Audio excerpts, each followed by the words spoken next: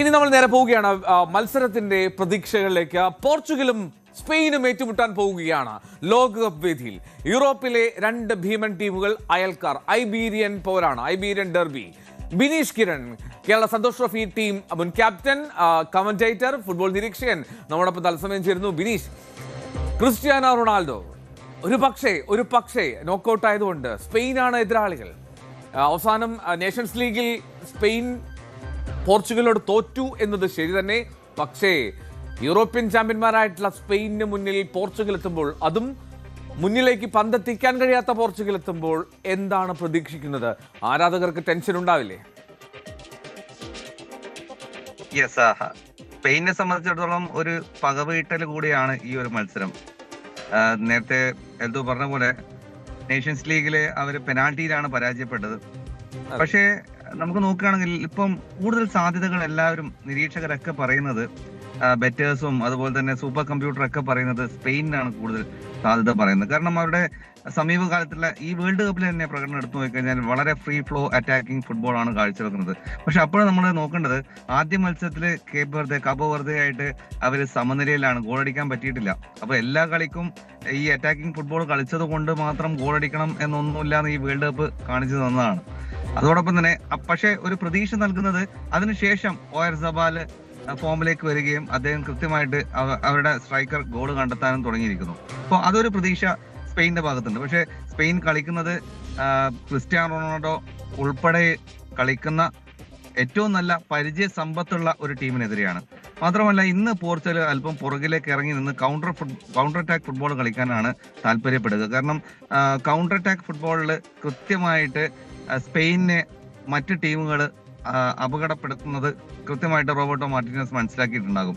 So എനിക്ക് തോന്നുന്നത് അത്ര എളുപ്പമായിരിക്കില്ല. കാരണം ഈ നമ്മൾ ആദ്യത്തെ ഗോള് അതായിരിക്കും ഏറ്റവും നിർണായകമായിട്ട് വരുന്നത്. ആദ്യത്തെ സമയങ്ങളിൽ ആ ഫസ്റ്റ് ഹൈഡ്രേഷൻ നമ്മുടെ ഡ്രിങ്ക്സ് ബ്രേക്കിന് വരെയെങ്കിലും പോർച്ചുഗലിന് ഹോൾഡ് ചെയ്യാൻ സാധിക്കുകയാണെങ്കിൽ ഈ മാച്ച് നല്ല കോമ്പറ്റീറ്റീവ് മാച്ചായി മാറാൻ സാധ്യതയുണ്ട്. ഉറപ്പായിട്ടും. പക്ഷേ ബിനീഷ്, ഈ സ്പെയിൻ സംബന്ധിച്ച് ഗ്രൂപ്പ് ഘട്ടം കഴിഞ്ഞു, റൗണ്ട് ഓഫ് 32 കഴിഞ്ഞു, അപ്പോൾ പ്രീ ക്വാർട്ടർ എത്തി നിൽക്കുന്നു. ഒരു ഗോൾ വഴങ്ങിയിട്ടില്ല, ഒറ്റ ഗോള്.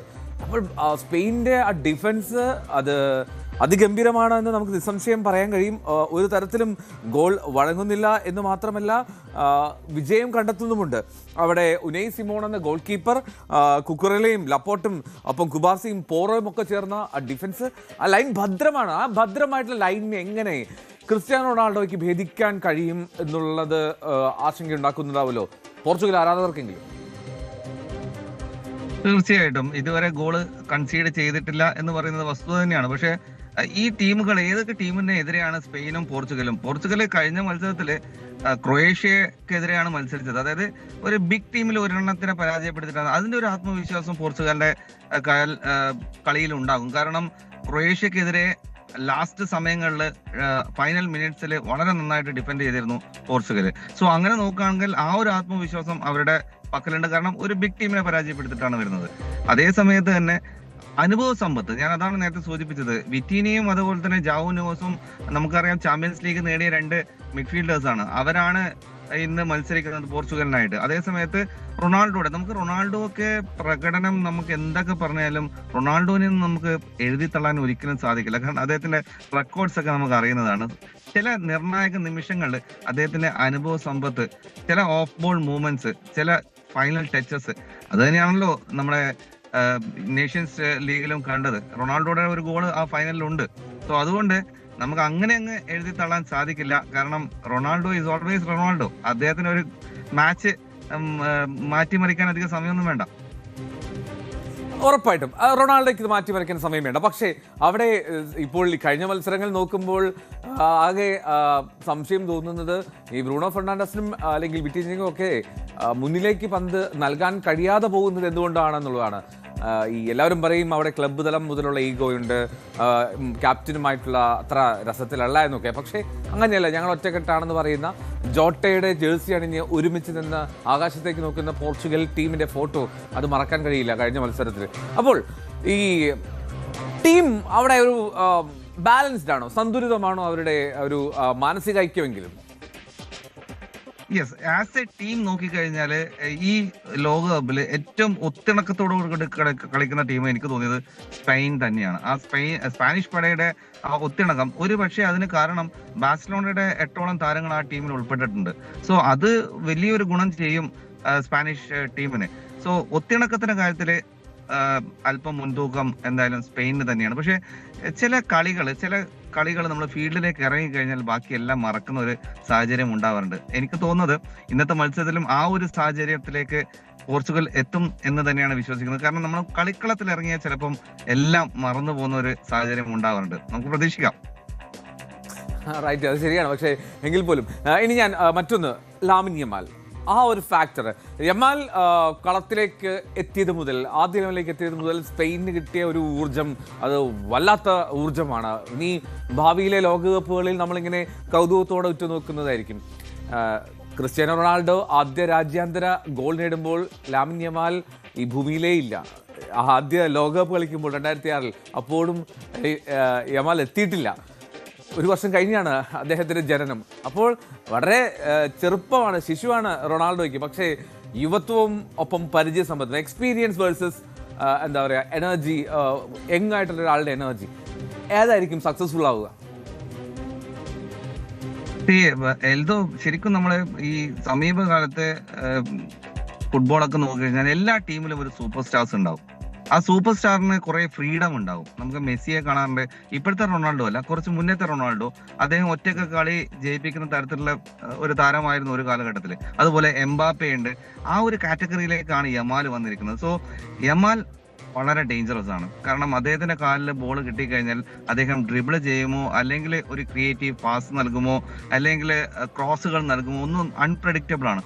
മാത്രമല്ല നല്ല ചാലഞ്ചസ് എടുക്കാൻ ഇപ്പോഴേ അദ്ദേഹം തയ്യാറാണ്. ആ ചാലഞ്ചസ് എടുക്കാൻ തയ്യാറാണ്. അതൊരു വലിയ ഫാക്ടറാണ് ഈ മത്സരത്തിൽ. കാരണം യമാലിന്റെ പെർഫോമൻസിനെ വല്ലാതെ ആശ്രയിക്കേണ്ടി വരും ചില സമയത്ത്, പ്രത്യേകിച്ചിട്ട് ലോ ബ്ലോക്കിലൊക്കെ ഡിഫെൻഡ് ചെയ്യുമ്പോൾ ഈ ക്രിയേറ്റീവ് പാസുകൾ അല്ലെങ്കിൽ തന്നെ ബോൾ എടുത്ത് അകത്തേക്ക് കുതിക്കുന്ന രീതിയിലുള്ള മുന്നേറ്റങ്ങൾ, അതൊരു പെനാൾട്ടി നേടിയെടുക്കാനൊക്കെ ആ രീതിയിലുള്ള ഇടപെടലൊക്കെ യമാലിന് നടത്താൻ സാധിക്കും. സോ യമാല് ശരിക്കും ഒരു സൂപ്പർ ഹീറോ സ്പെയിനിന്റെ ആയി എന്ന് തന്നെ പറയാം. അതുകൊണ്ട് അദ്ദേഹത്തിന്റെ ഒരു ഇൻഫ്ലുവൻസ് ഈ മത്സരത്തിൽ നമുക്ക് പ്രത്യേകിച്ച് കാണാൻ സാധിക്കും. അതോടൊപ്പം തന്നെ ഞാൻ ശരിക്കും മിസ് ചെയ്യുന്നത് നിക്കോ വില്യംസിനെയാണ്. അദ്ദേഹം എനിക്കൊന്ന് ചെറിയൊരു പരിക്കിന്റെ പിടിയിലൊക്കെയാണ്. നിക്കോ വില്യംസും കൂടി ഇടതുവശത്ത് വരികയാണെങ്കിൽ ഈ കോംബോ നമ്മൾ കഴിഞ്ഞ പ്രാവശ്യമൊക്കെ കണ്ടതാണ്, യൂറോ കപ്പിലൊക്കെ കണ്ടതാണ്. ഓക്കെ, ഞാൻ ഇനി പരിശീലകൻ മാർട്ടിനസിന്റെ കാര്യം കൂടി ചോദിച്ച് ഞാൻ പോർച്ചുഗൽ ടീമിനെ വിടുകയാണ്. അതായത് ഈ മാർട്ടിനസിന് ആ ടീമിന്റെ തന്ത്രങ്ങളിൽ അത്രമാത്രം ആ ടീമിന്റെ കോമ്പിനേഷനൊക്കെ എഫക്റ്റീവായിട്ട് ഇടപെടാൻ പറ്റുന്നുള്ളത് സംശയം ഈ ലോകകപ്പ് മത്സരങ്ങൾ കഴിയുമ്പോഴെങ്കിലും നമുക്ക് തോന്നുന്നില്ലേ പോർച്ചുഗൽ ടീമിന്? യെസ്, നമ്മളെ മാർട്ടീനസ് ഈ ലോകകപ്പിന് എത്തുന്നതിന് തൊട്ട് മുന്നേ വരെ വളരെ നല്ല റെക്കോർഡിലാണ് പോയിക്കൊണ്ടിരിക്കുന്നത്. എനിക്കൊന്ന് 35 മാച്ചിൽ 32 എന്തോ അദ്ദേഹത്തിന്റെ വിജയ ശതമാനം ഉണ്ട്. അപ്പം അങ്ങനെ വെച്ച് നോക്കുമ്പോൾ നല്ലൊരു പ്രകടനമായിട്ടാണ് പോയിക്കൊണ്ടിരുന്നത്. അപ്പൊ ചില ആൾക്കാർ ചോദിക്കുന്നത് എന്തുകൊണ്ട് ക്രിസ്ത്യാനോ റൊണാൾഡോനെ പിൻവലിക്കുന്നില്ല, ഇത്രയും സമയം നിലനിർത്തുന്നു. നമുക്കറിയാം കഴിഞ്ഞ മത്സരത്തിലൊക്കെ ലാസ്റ്റ് സമയങ്ങളിലെ വരെ അദ്ദേഹത്തിനെ ഫീൽഡിൽ വെച്ചിട്ടുണ്ടായിരുന്നു. പക്ഷെ പകരം ആരാണ് എന്നുള്ളൊരു ചോദ്യമുണ്ട്. പകരക്കാരൻ വന്ന് ഗോൾ അടിക്കുന്നുണ്ട് എന്ന് ഉറപ്പ് തന്നെയാണ്. പക്ഷെ പകരക്കാരനെ ഒന്നാം ലെവലിൽ ഉൾപ്പെടുത്താൻ സാധിക്കുമോ, PSG അത്രയും അദ്ദേഹം അത്ര ഫോമിലായിരുന്നോ എന്നുള്ള ചോദ്യങ്ങളൊക്കെ നമ്മൾ നോക്കേണ്ടതുണ്ട്. റൊണാൾഡോനെ മാറ്റുക എന്ന് മാത്രമല്ലല്ലോ, പകരം വരുന്ന ആള് പകരക്കാരനായിട്ട് ഗോൾ അടിക്കുന്നുണ്ട് സൂപ്പർ സബായിട്ട്. പക്ഷെ ഫസ്റ്റ് ലെവലിലേക്ക് വരാൻ മാത്രം ഫോമിലാണോ എന്നുള്ളൊരു ചോദ്യങ്ങളുണ്ട്. അങ്ങനെ വെക്കുമ്പോൾ റോബർട്ടോ മാർട്ടിനസ് ആ പകരക്കാരനായി വന്നിട്ട് ഗോൾ അടിക്കുന്നതല്ലേ ടീമിന് ഗുണം ചെയ്യുന്നത്? അങ്ങനെയാണെങ്കിൽ അദ്ദേഹത്തിനെ പകരക്കാരനായിട്ട് ഉപയോഗിക്കുന്നതല്ലേ നല്ലത്? അതോ റൊണാൾഡോനെ പകരക്കാരനായിട്ട് ഇനി ഗോൾ കണ്ടെത്താൻ ബുദ്ധിമുട്ടണോ എന്നുള്ള ഒരു ചോദ്യം കൂടിയുണ്ട്. Right, okay.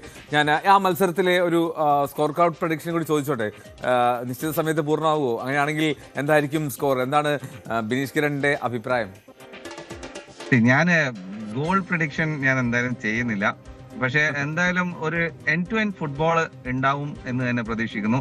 അല്പം ഒന്ന് പോർച്ചുഗൽ ഡിഫൻസിലേക്ക് പോയാലും നമുക്കറിയാം പരിചയ സമ്പത്തില് പോർച്ചുഗൽ മുന്നിട്ട് നിൽക്കുന്നുണ്ട് ഈ മാച്ചിൽ. പക്ഷെ മറുവശത്ത് യുവത്വം കൊണ്ടും ഫിറ്റ്നസ് കൊണ്ടും മാച്ചിന്റെ എന്താ പറയുക ഇന്റൻസിറ്റി കൊണ്ടും ഇന്റന്റ് കൊണ്ടും സ്പെയിനാണ് മുന്നിട്ട് നിൽക്കുന്നത്.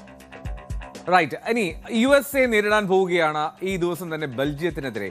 ബെൽജിയം അതിൻ്റെ സുവർണ്ണ തലമുറയല്ല എങ്കിൽ പോലും അതിൻ്റെ ചില ശേഷിപ്പുകൾ ബാക്കിയുണ്ട്. USA ആണെങ്കിൽ ആതിഥേയരാണ്. ആ മത്സരത്തിന്റെ ഒരു ചെറിയൊരു പ്രതീക്ഷ കൂടി പങ്കുവച്ച് നമുക്ക് അവസാനിപ്പിക്കാം. യെസ്, USA എനിക്ക് തോന്നുന്നത് USA ആതിഥേയർ എന്ന നിലയിൽ മാത്രമല്ല, വളരെ നല്ല ഒരു ഫുട്ബോൾ കാഴ്ചവെക്കുന്നുണ്ട്. വളരെ അറ്റാക്കിംഗ് ആയ വളരെ പോസിറ്റീവായ ഒരു ഫുട്ബോൾ കാഴ്ചവെക്കുന്നുണ്ട്. അതോടൊപ്പം തന്നെ വളരെ പരിചയസമ്പത്തുള്ള ഒരു പരിശീലകൻ, പിന്നെ 12th മാന്റെ അഡ്വാൻറ്റേജ്, കാലാവസ്ഥയുടെ അഡ്വാൻറ്റേജ്, ഇതൊക്കെ വെച്ച് നോക്കുമ്പോൾ അപ്പർ ഹാൻഡ് USA തന്നെയാണ്. എനിക്ക് തോന്നുന്നത് അവരുടെ കോൺഫിഡൻസ്, USA ടീമിന്റെ കോൺഫിഡൻസ് ഫീൽഡിന്റെ അകത്ത് വളരെ പ്രകടമാണ്. സോ ഇന്നത്തെ മത്സരത്തിൽ നമുക്കറിയാം വളരെ നല്ലൊരു മുൻതൂക്കം US-നുണ്ട്. കാലാവസ്ഥയും 12th മാന്റെ സപ്പോർട്ടും ആ സാഹചര്യങ്ങൾ പ്ലസ് എനിക്ക് തോന്നുന്നു ബാലഗോൺ എന്ന് ആദ്യം തിരിച്ചു വരികയാണ്. അത് വലിയൊരു ബൂസ്റ്റാണ്. കാരണം ആ ടീമിലെ ടോപ്പ് സ്കോർ ഒരു സസ്പെൻഷനിലേക്ക് പോകുന്ന രീതിയിലേക്ക് പോകുന്നു. പക്ഷെ അദ്ദേഹത്തിന് ഈ കളിയിലേക്ക് തിരിച്ചു കിട്ടുന്നു. അത് ടീമിന്റെ അകത്ത് വരുന്ന ഒരു ഊർജം, ഒരു നല്ല കോൺഫിഡൻസ് ആ ടീമിൽ ഉണ്ടാക്കാൻ സാധിക്കും. സോ ബെൽജിയം നമുക്കറിയാം എഴുതി തള്ളാൻ സാധിക്കില്ല. അതിനകത്ത് ബിഗ് നെയിംസ് ഉണ്ട്. ഒരു കളി മാറ്റിമറിക്കാൻ പറ്റുന്ന താരങ്ങളുണ്ട്. അല്പം ഏജിൽ കുറച്ച് കൂടുതലുള്ള താരങ്ങളാണെങ്കിൽ പോലും ഒരു ഫൈറ്റ് കൊടുക്കാൻ സാധിക്കും എന്ന് മാത്രം വിശ്വസിക്കുന്നു. പക്ഷേ ഇന്നത്തെ മത്സരത്തില് എനിക്ക് തോന്നുന്നു USA സുഖമായിട്ട് ജയിച്ച് കയറും. മെക്സിക്കോക്ക് കഴിഞ്ഞ ദിവസം സംഭവിച്ചത് ആ സമ്മർദ്ദം USA ഉണ്ടാകില്ല എന്നാണ് വിശ്വസിക്കുന്നത്. എന്നാലും ഈ ബാലഗന്റെ കാര്യം പറഞ്ഞതുകൊണ്ട് മാത്രം ചോദിക്കുകയാണ്. ഈ ഡൊണാൾഡ് ട്രംപ് വിളിക്കുന്നു, ഫിഫ പ്രസിഡന്റ് ഇൻഫന്റീനോ ഇടപെടുന്നു, റെഡ് കാർഡ് പിൻവലിക്കുന്നു, ഒരു മത്സരത്തിൽ വിലക്ക് പിൻവലിക്കാനൊക്കെ പറഞ്ഞാൽ ഇതൊക്കെ നല്ലതാണോ ബിനീഷ്? ഇങ്ങനെയൊക്കെ ചെയ്യാമോ? അന്താരാഷ്ട്ര കാര്യത്തിലെല്ലാം നമ്മൾ ഇടപെടണോ? പ്രത്യേകിച്ച് ട്രംപിന്റെ ഒക്കെ കാര്യത്തില് അതൊക്കെ രാജ്യങ്ങൾ തമ്മിൽ ഒരു കണക്കിന് ഇപ്പം ബെൽജിയത്തിന് അത് നന്നായി എന്ന് പറയുള്ളൂ. അത് കാരണം ഒരു എന്താ പറയാ, ഒരു എക്സ്ക്യൂസ് ഇല്ലല്ലോ. അതായത് ബാലഗോൺ അടക്കമുള്ള ടീമിനെ പരാജയപ്പെടുത്തി എന്ന് പറയാം. മാത്രവുമല്ല മറ്റു ടീമുകൾക്കെല്ലാം അതൊരു ആക്ഷേപമായിട്ട് എന്നും ഉന്നയിക്കാൻ സാധിക്കും. അതേസമയത്ത് ബാലഗോണിനെ കിട്ടിയിട്ടും ഇനി USA പരാജയപ്പെടുകയാണെങ്കിൽ അത് വലിയൊരു നാണക്കേടാണ്. Right. Thank you so much Bineesh Kiran. നല്ല ഫാമിലി ആയിട്ട് പുറത്ത് ഇറങ്ങിയതായിരുന്നു, എപ്പോഴാണ് നമ്മളോടൊപ്പം ചേർന്നത്. താങ്ക് യു സോ മച്ച്. അത് സ്പെഷ്യൽ താങ്ക്സ്. കാറിലിരുന്നുകൊണ്ട് ബിനീഷ് നമ്മോടൊപ്പം ചേർന്നതിന്. ബിനീഷ് കിരൺ കേരളത്തിൻ്റെ മുൻ ക്യാപ്റ്റൻ ആണ്, വിവരങ്ങൾ വിശകലനം നടത്തിയത്. കൂടുതൽ വാർത്തകൾക്ക് News 18 Keralam YouTube channel subscribe ചെയ്യുക.